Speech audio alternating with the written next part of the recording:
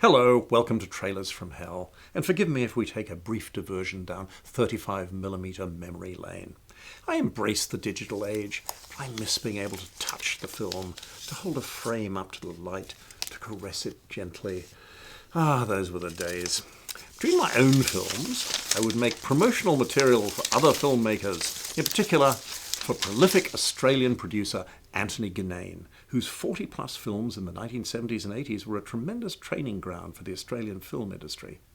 In 1981, as The Survivor started principal photography, he handed me an interesting challenge. Make a tightly edited 10-minute expanded trailer, complete with narration, music and titles, deliver in 35mm for projection on a big screen to impress potential buyers at the Milan film market before the film itself finished shooting. I had to take one of the stars, Jenny Agutter, to a park near my cutting room and shoot her looking moody and mysterious, because her role wouldn't start shooting till after I had to stop drawing material. Delivery on 35mm on this accelerated schedule meant drawing 2 duplicate sets of dailies from key scenes in the first 3 weeks of photography, use one as a cutting copy, the other as a master positive to be matched to the final cut of the promo, from which an internegative was made, which in turn provided the release print shipped to Milan with seconds to spare. I guess now you could do it all on your laptop in a day, then load the file onto a designated FTP site, but I miss 35mm. The screening of the Survivor promo was a success, generating sales covering most of the film's $1.1 million budget before editing even began. When it came time to make a trailer from the completed film, I faced different challenges which I don't think I fully overcame.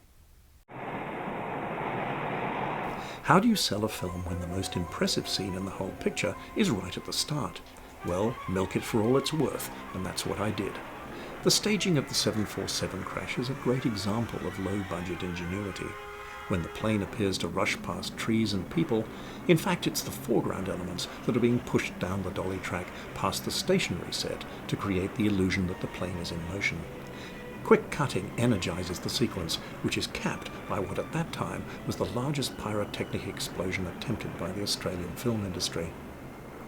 Novelist James Herbert is sometimes referred to as the British Stephen King.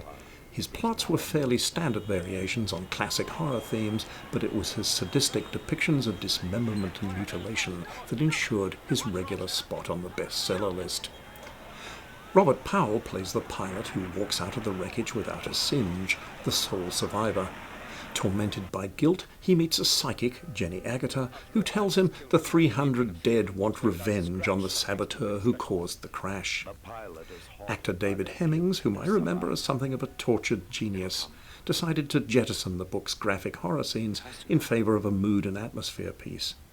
What might have been a supernatural thriller questioning the inscrutable vagaries of fate and cosmic justice rarely grips the viewer, despite eerie photography by future Academy Award-winning cameraman John Seale. The twist ending has been done before in 1962's Carnival of Souls and several times since. When Tim Robbins in Jacob's Ladder, Nicole Kidman in The Others, and most notably Bruce Willis in The Sixth Sense confront their true fate, we are satisfied by the trick. The Survivor has many good moments, but somehow despite everyone's best efforts, the mixture does not gel. My trailer approach was jam all the moments of frisson together with deadpan camp commentary, encouraging you to imagine the horrors you don't see, articulated by my favourite Gothic voice, Alfred Sandor, at his most lugubrious. I think the trailer pleased people at the time, but I'd do it differently today. Producer Anthony Ginnane took some heat within Australia for casting foreign actors, but he understood the business better than his critics. Name casting ensures long shelf life. This cast with these credits was a bargain considering the budget. Robert Powell from Jesus of Nazareth, Jenny Agutter from American Werewolf in London, rising Australian actress Angela Punch McGregor, Peter Sumner from Star Wars, and Citizen Kane's Joseph Cotton. David Hemmings deserves credit at least for daring to take a cerebral approach to the material. Who dares wins some of the time.